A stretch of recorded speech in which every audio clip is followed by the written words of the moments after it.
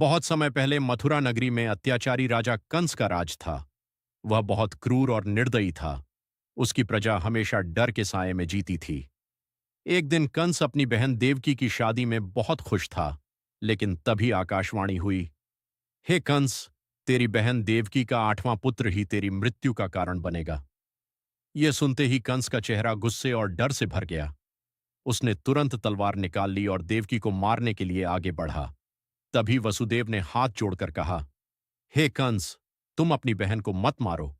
हम वादा करते हैं कि जो भी संतान होगी हम तुम्हें सौंप देंगे। कंस मान गया, लेकिन उसने देवकी और वसुदेव को कारागार में कैद कर दिया। समय बीतता गया। देवकी के एक एक करके 7 पुत्र हुए और हर बार कंस ने उन्हें निर्दयता से मार डाला। पूरा महल इस अत्याचार का गवाह था, लेकिन कोई कुछ नहीं कर सका। देवकी और वसुदेव का दिल टूट चुका था, लेकिन उन्हें विश्वास था कि भगवान उनकी रक्षा करेंगे।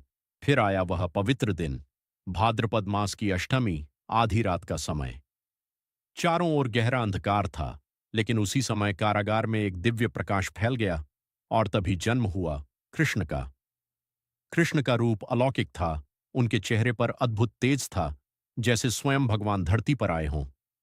देवकी और वसुदेव समझ गए कि यह कोई साधारण बालक नहीं, बल्कि स्वयं भगवान विष्णु का अवतार है। जैसे ही कृष्ण का जन्म हुआ, कारागार के सभी दरवाजे अपने आप खुल गए। पहरेदार गहरी नींद में सो गए और वसुदेव की बेड़ियां टूट गईं। यह पहला चमत्कार था। वसुदेव ने नवजात कृष्ण को एक टोकरी में रखा और गोकुल की ओर चल पड़े। रात अंधेरी थी, तेज बारिश हो रही थी, बिजली कड़क रही थी। जब वे यमुना नदी के पास पहुंचे तो नदी उफान पर थी। ऐसा लग रहा था कि पार करना असंभव है। लेकिन तभी दूसरा चमत्कार हुआ। यमुना नदी का जल धीरे धीरे शांत हो गया और रास्ता देने लगा।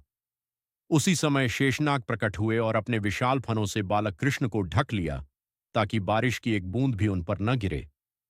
यह दृश्य इतना अद्भुत था कि मानो पूरी प्रकृति भगवान की सेवा कर रही हो।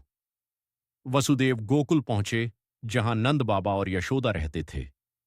उसी रात यशोदा ने एक कन्या को जन्म दिया था। वसुदेव ने कृष्ण को वहां सुला दिया और उस कन्या को लेकर वापस मथुरा लौट आए। जैसे ही वे कारागार पहुंचे, सब कुछ फिर पहले जैसा हो गया। दरवाजे बंद हो गए, बेड़ियां वापस बंध गईं। सुबह होते ही कंस को खबर मिली कि देवकी का 8वां पुत्र जन्म ले चुका है। वह तुरंत कारागार में पहुंचा और उस नवजात कन्या को उठाकर जमीन पर पटकने लगा। लेकिन तभी वह कन्या उसके हाथ से छूटकर आकाश में चली गई और देवी का रूप धारण कर बोली, हे कंस, तुझे मारने वाला जन्म ले चुका है और सुरक्षित है। वीडियो अच्छी लगी तो चैनल को सब्सक्राइब करें।